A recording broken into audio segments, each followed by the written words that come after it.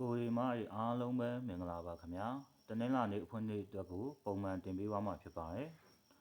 အရင်လို site တွေကိုပြလို့မရတဲ့အတွက်ကြောင့်မလို့လိုရင်းတိုရှင်အဓိကထိုးရမယ့်ကဏ္ဍတွေကိုပဲ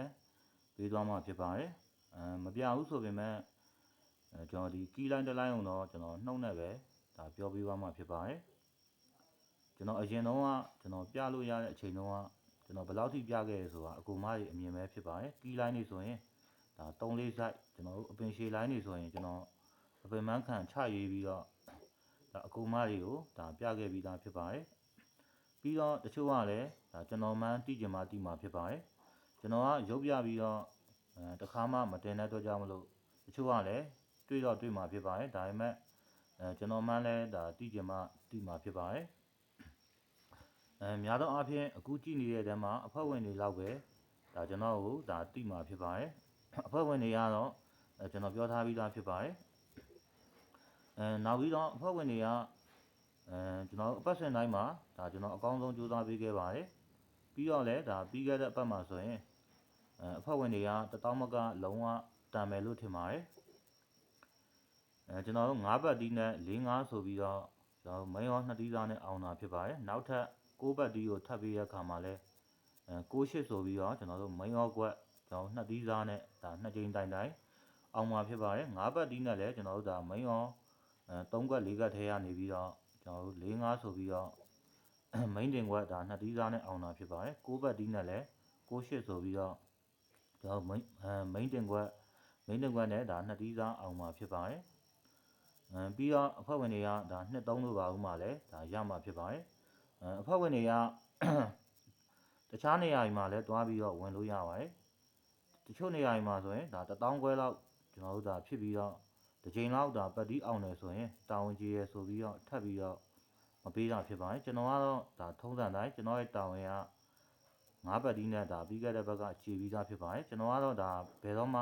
မတိုးပါဘူးပုံမှန်အများအားကျွန်တော်1000ပဲဒါယူရဖြစ်ပါတယ်နောက်ပြီးတော့ဖိအားတွေတော့ဒါအဖွဲ့ဝင်တွေကဒါမပေးဖို့လိုပါတယ်ကျွန်တော်လုပ်ပေးနိုင်တဲ့အပတ်မျိုးဆိုရင်ဒါပတ်တီးအနည်းဆုံးနှလုံး3လုံး3-4လုံးကတော့ဇာတို့ပတ်တီး3-4လုံးကတော့ကျွန်တော်အများအားယူပေးနေကြဖြစ်ပါတယ်အဲ့ဆိုတော့ကျွန်တော်တို့ဒါမနက်ဖြန်မှာကျွန်တော်ဂျောင်ပိတ်နေနဲ့ရှိနေတဲ့ကီးကိုပဲကစားမှာဖြစ်ပါတယ်နောက်ပြီးတော့အခုကြည့်နေတဲ့အကူမတွေကကျွန်တော်အတစ်တင်တိုင်းကိုတီးရရန်အတွက်လိုက်ရန် subscribe နှိပ်ထားမှကူမတွေကကျွန်တော်အတစ်တင်တိုင်းကိုတီးရမှာဖြစ်ပါတယ်အရင်လိုsite ကိုပြလို့မရဘူးဆိုပေမဲ့ကျွန်တော်နှုတ်နဲ့ပဲကျွန်တော် key line တစ် line လောက်ကိုတော့ဒါနှုတ်နဲ့ပဲပြောပြသွားမှာဖြစ်ပါတယ်ဘာလို့လဲဆိုတော့အရင်တော့ဆိုရင်ဒါကျွန်တော် key line တွေကျွန်တော်တောက်လျှောက်ပြပါတယ်ကျွန်တော် key တွေကိုယူသုံးပြီးတော့တချို့တွေကဒါပြန်ပြီးတော့အသုံးချနေရရှိလို့ကျွန်တော်ဒါအခုနောက်ပိုင်းမှာတိတ်ပြီးတော့ဒါမပြပေးတာဖြစ်ပါတယ်ကျွန်တော်ရဲ့ fan တွေဆိုရင်တော့အတီးပဲဖြစ်မှာဖြစ်ပါတယ်ကျွန်တော်ပြလို့ရတဲ့အချိန်တော့ဘယ်လောက်ထိပြပေးခဲ့ဆိုတာအခုမှအတီးပဲဖြစ်ပါတယ်တချို့ကလည်းကျွန်တော်အရင်လို site တွေကိုပြန်ပြီးတော့ပြစေချင်တာဖြစ်ပါတယ်ဘလို့မှပြလို့မရပါဘူးကျွန်တော်ဒီလက်ရေးတွေနဲ့ site တွေကိုပြလိုက်မယ်ဆိုရင်တခါရဲတန်းပြီးတော့ပြုတ်ကြသွားမှာဖြစ်ပါတယ်အဲ့တော့ကြောင့်မလို့မပြပေးတာဖြစ်ပါတယ်အားဆိုတော့မနက်ဖြန်မှာဆိုလို့ရှိရင်ကျွန်တော် key line တစ် line လောက်ကိုတော့ဒါနှုတ်နဲ့ပဲပြောသွားပြီးမှဖြစ်ပါတယ်အကူမတွေကကျွန်တော်အရင်တော့ပြနေကြတိုင်းထွက်ထားတဲ့ကဏ္ဍတွေကိုချရေးပြီးတော့ကိုယ့်ဟာနဲ့ကိုဟုတ်လားမဟုတ်လားဆိုတာကိုပြန်ပြီးတော့စစ်လိုက်လို့ရပါတယ်ကျွန်တော်အောက်ဆုံးတပင်ကိုပဲပြောလိုက်မယ်ဆိုရင်အကူမတွေကအပေါ်ပင်တွေကိုကိုယ့်ဟာနဲ့ကိုပြန်ပြီးတော့ဇက်တိုက်ကျွန်တော်လောက်တဲ့ပုံစံမျိုးဇက်တိုက်ဆက်သွားမှာဖြစ်ပါတယ်အဲဆိုတော့ကျွန်တော်ဒီကြာပင်းလေးမှာထွက်ထားတဲ့ကြာပင်းလေးမနက်မှာထွက်ထားတဲ့2-8က8နောက်ပိတ်ကဲတောက်ကြနေညနေမှာထွက်ထားတဲ့1-1ကဲ1-1နှလုံးရယ်ကြာပင်းလေးမနက်မှာထွက်ထားတဲ့2-8က8နောက်ပိတ်ကဲတောက်ကြနေညနေမှာထွက်ထားတဲ့1-1က1-1နှလုံးရယ်နောက်တစ်ခေါက်ပြန်ပြောပြပါမယ်ကြာပင်းလေးမနက်မှာထွက်ထားတဲ့2-8က8နောက်ပိတ်ကဲ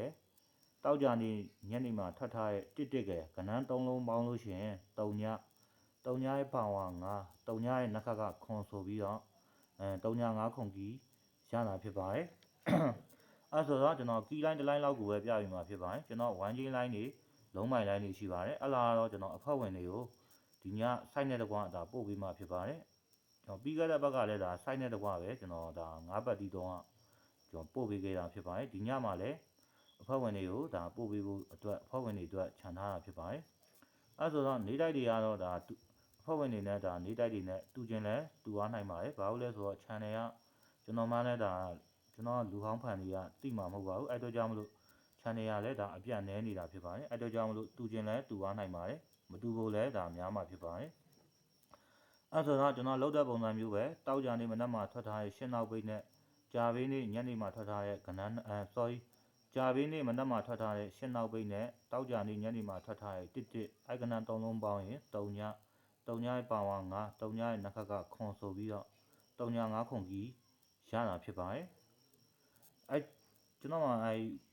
ပတ်တီးလိုင်းတွေလုံးမိုင်လိုင်းတွေရှိပါတယ်အဲ့လာတွေကတော့အဖွဲ့ဝင်တွေတက်ဒါခြံထားတာဖြစ်ပါတယ်အဲ့ဆိုတော့မနက်ဖြန်မှာဆိုလို့ရှိရင်အကူမတွေကကျွန်တော်ခုနကပြောတဲ့အတိုင်းအဲ့8နဲ့1နဲ့အဲ့ကဏ္ဍ3လုံးပေါင်းတဲ့အတိုင်းအပေါ်ပင်တွေကိုဇက်တိုက်ပေါင်းသွားလို့ရပါတယ်အဲ့ဆိုတော့မနက်ဖြန်မှာဆိုရင်ကီးသမားတွေအတွက်ကတော့3ည9ခွန်ကီးကိုပေးပါတယ်အဲ့ဒီမှာကျွန်တော်ဒါဈေးကွက်ဘက်မှာလည်း3ည9ခွန်ကီးရရှိတာဖြစ်တဲ့အတွက်ကြောင့်မလို့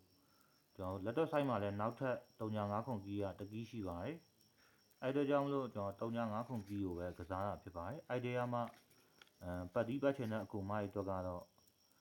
နောက်ထပ်ကျွန်တော်တို့3ည9ပတ်တီးရတစ်ဆိုင်ရှိပါတယ်နှစ်ဆိုင်ရှိပါတယ်အဲ့တော့ကြောင့်မလို့3ည9ပတ်တီးကိုရွေးချယ်ပြီးတော့ပေးပါတယ်အဲ့ဆိုတော့မနက်ဖြန်ကျွန်တော်ဒီတနင်္လာနေ့အဖွင့်နေ့မှာဆိုရင်ကီးသမားတွေအတွက်3ည9ခွန်ကီးကိုပေးပါတယ်အဲ့ဒီမှာ3ည9ပတ်တီးကိုထုတ်ပေးပါတယ်ပြီးတော့ကျွန်တော်တို့ဒါတောက်ကြနေရလဲဒါ6-6ပတ်တီးတော်တော်များများတော့ဒါလွဲမှာဖြစ်ပါတယ်ကျွန်တော်တောက်ကြနေရတယ်သူများမကြိုက်တဲ့ကဏ္ဍကိုပဲကင်တာဖြစ်ပါတယ်တနင်္လာနေ့မှာလဲဒါသူများမကြိုက်တဲ့ကဏ္ဍကိုပဲကျွန်တော်ကကင်တာဖြစ်ပါတယ်စိုက်ရရှိနေတာဖြစ်တဲ့အတွက်ကြောင့်မလို့ကျွန်တော်ကတော့ပျောက်ကဏ္ဍဆိုပေမဲ့ကျွန်တော်ကတော့ကင်ပါတယ်အဲဆိုတော့မနက်ဖြန်မှာဆိုရင်3ည9ခွန်ကီးကိုပေးပါတယ်အိုက်ဒီယာမှာ3ည9ပတ်တီးကိုထုတ်ပေးပါတယ်3ည9နဲ့ဆိုရင်မိန်းတင်ဘက်ကတော့59 56 51 58 9နဲ့ဆိုရင်59 56 51 58အဲ့ကဏ္ဍတွေကမိန်းတင်ဘက်ဖြစ်ပါတယ်3ညနဲ့ပတ်သက်ရင်3ည9 3ည2 3ည1 3ည8အဲ့ကဏ္ဍတွေကတော့3ည9နဲ့ပတ်သက်ရင်မိန်းတင်ဘက်ဖြစ်ပါတယ်3ညနဲ့ဆိုရင်3ည9 3ည2 3ည1 3ည8အဲ့ကဏ္ဍတွေကတော့မိန်းတင်ဘက်ဖြစ်ပါတယ်ပြီးတော့3ည9ပတ်တီးကိုမပတ်နိုင်တဲ့ကိုမကြီးအတွက်နောက်ထပ်လာနိုင်ကြီးရှိတဲ့နှစ်ခွက်စီလောက်ကိုဒုတင်ခွက်အနေနဲ့ထည့်ပြီးမှဖြစ်ပါတယ်9နဲ့ဆိုရင်9 2 9 3 3ညနဲ့ဆိုရင်3ည4 3ည6အဲ့ကဏ္ဍတွေကတော့ကျွန်တော်ဒုတင်ခွက်အနေနဲ့ဒါမပတ်နိုင်တဲ့ကိုမကြီးအတွက်ထည့်ပေးလိုက်ပါတယ်အပန်းမကြည့်ဘူးဆိုရင်တော့73ခွက် site သဘောမျိုးနဲ့ကစားခြင်းတယ်ဆိုရင်တော့3ည3တစ်ခွက်ကိုတော့ကျွန်တော်တို့ဒါဒုတင်ခွက်ထဲမှာထည့်လိုက်မယ်ဆိုရင်တော့ပို့ပြီးတော့ဒါစိတ်ချရမှာဖြစ်ပါတယ်အဓိကကတော့နေ့စဉ်နေ့တိုင်းမှာကီးတွေပတ်တီးတွေမိဖို့ကအဓိကဖြစ်ပါတယ်အဲဆိုတော့မနက်ဖြန်တနင်္လာနေ့ဖွင့်နေမှာဆိုရင်3ည9ပတ်တီးကိုပေးပါတယ်3ည9နဲ့ဆိုရင်မိန်းတင်ခွက်က9နဲ့ဆိုရင်59 56 51 58 3ညနဲ့ဆိုရင်3ည9 3ည2 3ည1 3ည8အဲ့ကဏ္ဍတွေကမိန်းတင်ခွက်ဖြစ်ပါတယ်9နဲ့ဆိုရင်9 2 9 3 3ညနဲ့ဆိုရင်3ည4 3ည6 3ည3တစ်ခွက်ကိုပါကျွန်တော်ဒုတင်ခွက်ထဲမှာထည့်ထားပြီးပါတယ်အဲဆိုတော့မနက်ဖြန်မှာဆိုရင်3ည9ခွန်ကီးကိုပေးပါတယ်အိုက်ဒီယာမှာ3ည9ပတ်တီးကိုထုတ်ပေးပါတယ်ခွန်နဲ့ဆိုရင်တော့ကျွန်တော်ရဲ့ထုံးစံတိုင်းကဲပေါက်9ခုကိုထည့်ပေးသွားမှာဖြစ်ပါတယ်ကဲပေါက်တွေကတော့ကျွန်တော်လိုပဲကီးပြေးကြိုင်ပြီးတော့ကစားတဲ့ကိုမကြီးတွေရည်ရွယ်တာဖြစ်ပါတယ်ပတ်တီးသမားတွေတော့ကတော့ကျွန်တော်အကောင်းဆုံးဖြစ်နိုင်ရည်ရှိတဲ့3ည9ပတ်တီးကိုထုတ်ပေးပါတယ်များသောအားဖြင့်တော့ကျွန်တော်ကိုင်းတဲ့ကီးရမှာကျွန်တော်ကြိုက်ပတ်တီးနှလုံးကိုပဲဒါနေ့စဉ်နေ့တိုင်းမှာအဓိကထားပြီးတော့ထုတ်ပေးတာဖြစ်ပါတယ်အဲ့ဒီပတ်တီးတွေကလည်းများသောအားဖြင့်ဒါအကြများတာဖြစ်ပါတယ်ကျွန်တော်လိုပဲကီးပြေးကင်ပြီးတော့ကစားတဲ့ကိုမကြီးတို့ကတော့ခွန်နဲ့ပတ်သက်ရင်ကဏ္ဍ9ခွက်ကိုထိုးကြီးကနေနဲ့ကိုယ့်ရဲ့အရင်ပြန်ရရုံထည့်ကျင်တဲ့ကိုမကြီးကထည့်လို့ရပါတယ်မကြိုက်ဘူးဆိုလည်းဖြုတ်လိုက်လို့ရပါတယ်ခွန်နဲ့ဆိုရင်တော့ခွန်1ခွန်6ခွန်8ခွန်3ခွန်9ခွန်နဲ့ဆိုရင်ခွန်1ခွန်6ခွန်8ခွန်3ခွန်9ခွန်နဲ့ဆိုရင်ခွန်1ခွန်6ခွန်8ခွန်3ခွန်9အဲ့ကဏ္ဍ9ခွက်ကတော့3ည9နဲ့ပတ်သက်တဲ့ကဏ္ဍတွေကဥပမာအနေနဲ့1000ဝန်းကျင်လောက်ကစားရဆိုရင် ခွန်နဲ့ပတ်သက်တဲ့ကဏ္ဍတွေကတစ်ပတ်ကို150ဝန်းကျင်လောက်ကိုယ့်ရဲ့အရင်ပြန်ရရုံထည့်ခြင်းတဲ့ကူမတွေကထည့်လို့ရပါတယ်မကြိုက်တဲ့ကူမတွေမထည့်ဘဲနဲ့နေလို့ရပါတယ်အားဆိုတော့မနက်ဖြန်ကျွန်တော်တို့ဒီတနင်္လာနေ့အဖွင့်နေ့မှာဆိုရင်ကီးသမားတွေအတွက်305ခုကီးကိုပေးပါတယ်အိုင်ဒီယာမှာ305ပတ်တီကိုထုတ်ပေးပါတယ်အကူမတွေကလည်းဒါ like and subscribe နှိပ်ထားမှကျွန်တော်အတစ်တင်တိုင်းကိုတည်ရမှာဖြစ်ပါတယ်